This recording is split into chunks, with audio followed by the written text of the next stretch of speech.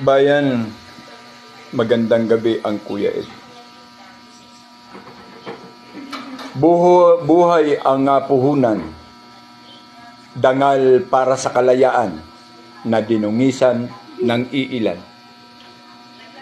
Bayan, ang Kuya Ed po ay nakatanggap ng mga tawag, mga comment tungkol sa sinasabi at ina-assist ng sandatahan.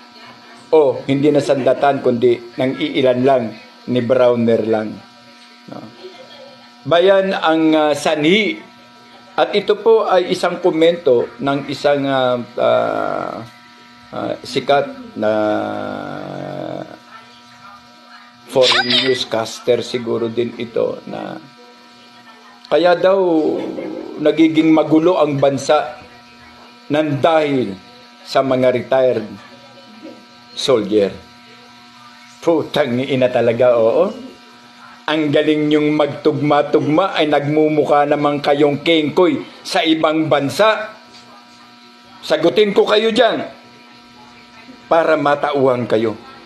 Pero gusto kong ulitin ang babasahin ko para tumalab sa inyong maitim na buto. Buhay ang puhunan, dangal para sa kalayaan na dinungisan ng iilan. Bakit kaming mga retired or non-active sa AFP and PNP ang sinisisi ninyo sa mga kaguluhan? Hindi ang number 1, pagnanakaw. Number 2, ang sapin-sapin ninyong pagtutulong-tulong ng programa sa Kongreso at sa ilan sa Senado sa programa ng pagnanakaw ninyo. Saan? Sa Ghost Project at Floodway Project.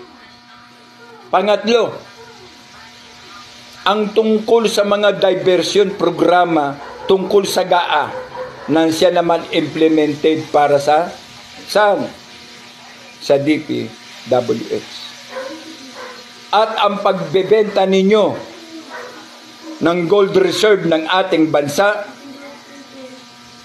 at ang tinatawag natin maharlikapan at ang ilan pa sa programa na hindi na muli pang nakikita. Tulad ng pangako ninyong ibabalik ninyo ang 60 billion na dapat ay 90 billion na ngayon ay pangako lamang. Sa palagay ninyo, kami ba ang rason o kayo ang tunay na dahilan at kami ang sinisisi ninyo sa inyong mga katarantaduhan at kasalanan? Nagre-respond kami dahil sa pakiusap at mga luha ng mamamayang Pilipino tungkol sa ang kasundaluhan o ang sandatahan ay hindi pa nagre-react sa kanilang panawagan na maawa sa katayuan at antas ng mga sibilyan tungkol sa laganap na korupsyon sa ating bansa. Wala pa ang natatangi kong grievance amounting of 926 billion dollar as per international newscaster and geopolitics Ulalu. They are clearly stated that magiging chismoso pa ako sa inyo, ni wala naman kayong alam sa kung ano ang ipinaglalaban namin. At ngayon, kami ang rason, samantalang kayo ang may sala, kayo ang lumamon, na meron pang ang Browners condominium, ipalalaganap ninyo sa inyong mga fake news na kami, na mga retiradong opisyal at retiradong mga sundalo at pulis, ang siyang dahilan kay nagkakagulo ang mundo. Mga inutil! Sa palagay ninyo, bulag kami at pag-iinteresan nyo ang Marines na naglahad ng katotohanan na si Master Sergeant Gutesa para kasuhan at para ipakulong dahil ang hari ng kawatan ay lumabas na. Sige, hindi ninyo mahal ang katahimikan, hindi ninyo mahal ang sambayanan. Gawin ninyong katawa-tawa ang inyong mga sarili. Ang iba pa nga kung tawagin kami, komunista na. Di ba? Sergeant Ballesteros. Di ba? Komunista na. Sasagutin lamang din kita.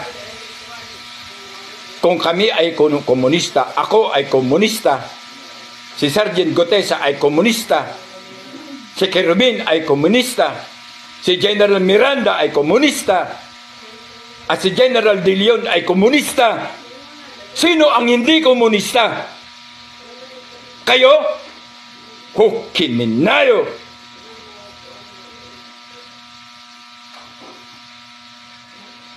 Sobra-sobra na ang ginagawa ninyo. You're throwing your last card. Kami, nilatag pa lang namin ang aming first card. Matatapos din ang kaligayahan nyo at hindi lahat ng oras ay Pasko. Uulitin ko sa lahat ng kasundaluhan, aktibo man, retirado man, o hindi. Ito ay ang sigaw ng kapwa nating mga kabaro. Buhay ang puhunan, dangal para sa kalayaan na dinungisan ng iilan. Nasa sa inyo ang desisyon. Dahil kami, matagal na kami nakapagdesisyon.